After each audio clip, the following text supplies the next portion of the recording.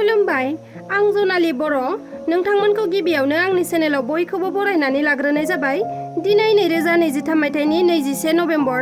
नोंथांमोननि थाखाय फुंबिलिनि खौरां लानानै फैबावलायबाय। अन्नानै खौरांखौ जोबजासे नायलांगोन होनना मिजिंथिबाय। 2023 मायथाइनि वान डे क्रिकेट वर्ल्ड कापनि फाइनाल गेलेनाया रबिबारखालि जोबनानै थाङो। बे वर्ल्ड कापनि फाइनालाव भारतआ 140 कौटि नोगोरारिनि सिमांखौ फेलें खालामनानै अस्ट्रेलियानि आखायाव जेनबाय। अस्ट्रेलियाजों भारतआ जेननायखौ भारतारि नोगोरारिफोरा गोबां दुखु मोनदों आरो खायसेया दुखुनांथावै जिउबो गोमादों।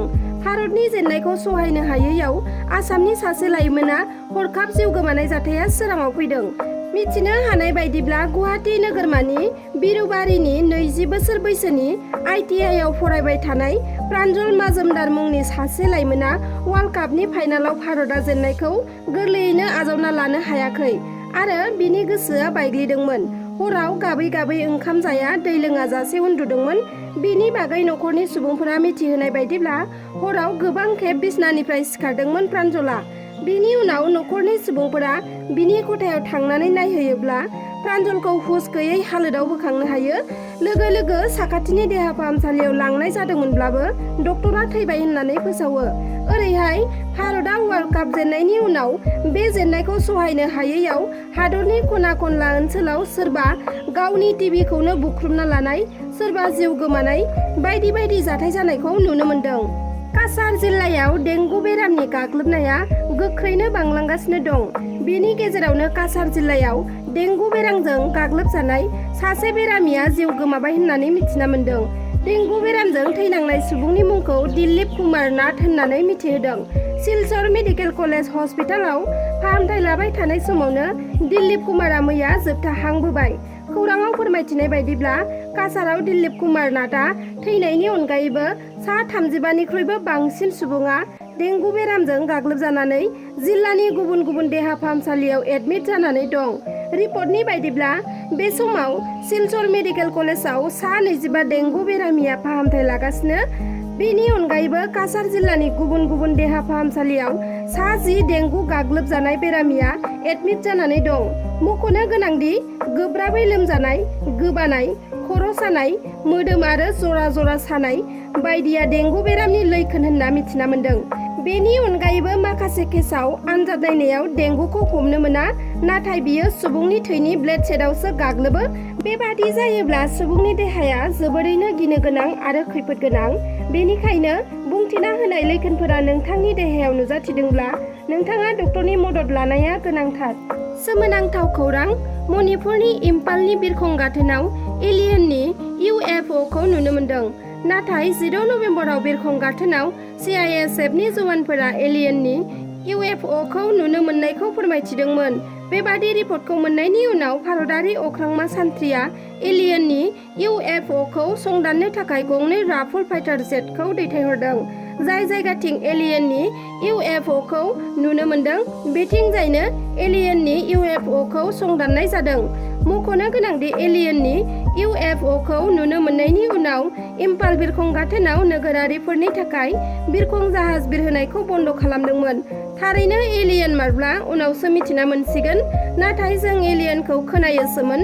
दा भारत हादरावबो एलियननि UFOखौ नुनो मोन्दों होनना मिथिना मोन्दों। थांनाय बावैसो सिगां EM रनजित बसुमतारी बिथाङा BTCनि बारग' गाहाय खाम्फा बरगयारी बिथांखौ फैगौ 2025 मायथाइनि BTC बिसायख'थियाव 14 नं चिरां दुवारनिफ्राय UPPL दोलोनि जानानै बिसायख'थि गेलेगोन आरो हाग्रामा महिलारिखौ मेलेम गैयै खांख्राइ हारांगा होननानै बुंदोंमोन।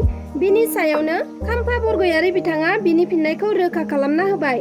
बिथाङा गोख्रों रावजों बुङोदि EM रनजित बसुमतारी बिथाङा गोसोआव जि खोथा फैयो बेखौनो बुंलाबायो।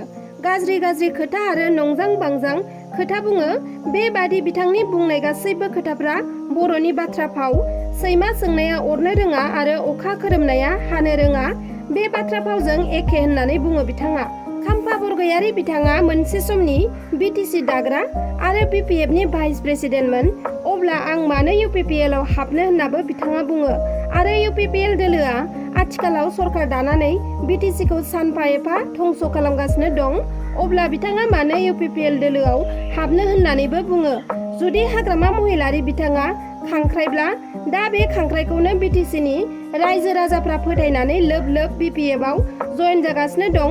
बे खांख्राइया लासै लासै UPPL दोलोनि माथावरिखौ खुरखागासिनो दं, जायनि थाखाय UPPL दोलोआ जोबस्रांनायनि लामायाव थांगासिनो दं आरो UPPL दोलोआ लेथेर फिथेर जालांबाय होननानै बुङो खाम्फा बरगयारि बिथाङा।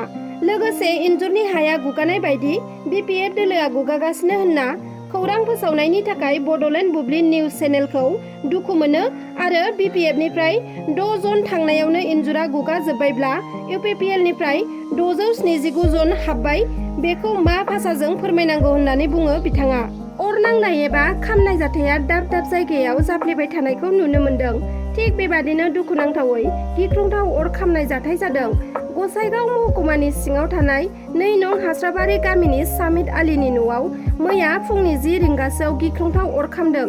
मोब्लिबनि थार गोग्लैनानै हरखाब अर नांनायाव सामिद आलीनि गंनै न'आ खामनानै सेवहांगार जायो होननानै मिथिना मोन्दों। बबेखानि बे अर खामनाय जाथायाव न'खरनि रावबो सुबुङा जोखोम जायालासे जिउ रैखा मोननो हादोंब्लाबो न' सिङाव थानाय माइ माइरं, सि जोम, गंसे साइकेल, गंसे थेला गारि बायदिफोरा न'जों लोगोसे खामनानै सेवहांगार जाजोबो होननानै खौरां बिजोङाव फोसावदों सामिद आलीया।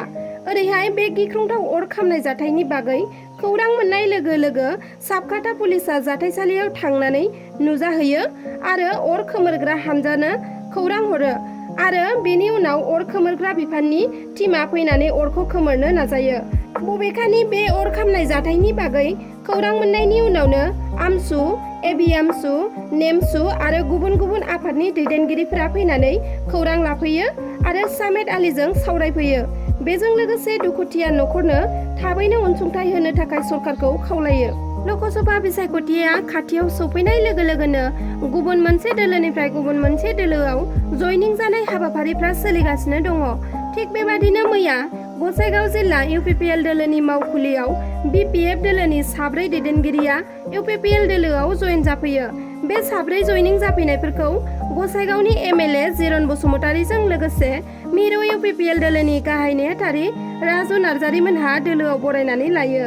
खौराङाव फोरमायथिनाय बायदिब्ला BPFनि गसाइगाव जिल्ला माइनरिटि सेलनि लोगो आफादगिरि महम्मद आमानुल इस्लाम, फावरागुरि प्राइमारि BPFनि आफादगिरि राजु ब्रह्म, बिनाकाटा प्राइमारि BPFनि बारग' आफादगिरि मनजित दैमारि आरो हिरा बसुमतारी मोनहा मैया गसाइगावआव खुंफुंनाय जयनिं हाबाफारियाव बाहागो लानानै प्रमद बर' दैदेननाय UPPL दोलोआव जयेन जाहैदों। बाक्सा जिल्लानि बेन्दोङाव थानाय खरायमुरा गामिनि प्रदीप बसुमतारीनि आंगो अनसुलि बिसि सनायस्रि बसुमतारीया थांनाय दान मोनथामसोनिफ्रायनो गोब्राब बेरामाव गोग्लैनानै दङ। आथिखालाव गुवाहाटीनि GMCH देहा फाहामसालियाव फाहामथाय होगासिनो दङ।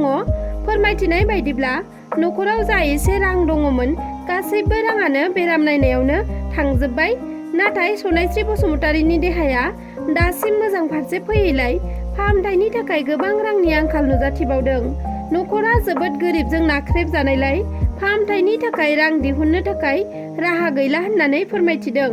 बेनि थाखायनो सनायस्रि बसुमतारीनि फाहामथायनि थाखाय फिसाय प्रदीप बसुमतारीया रायजो राजानियाव आखाइ खबजबनानै जा एसे हायो रांनि अनसुंथाइ बिदों।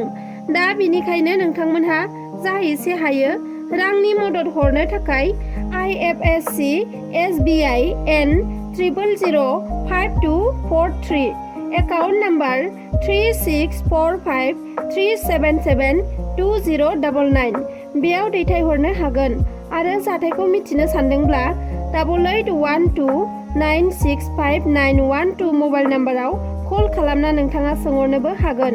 दिनैनि खौराङा बेखिनियानोमोन। नोंथांमोना आंनि खौरांखौ जोबजासे नायजोबलांनायनि थाखाय रोजा रोजा साबायखर थाबाय आरो अननानै आंनि जनालि बर' रादाबखौ लाइक, शेयार, साबस्क्राइब खालामना होगोन होनना मिजिंथिबाय। एसेनोसै, गोजोन्थों।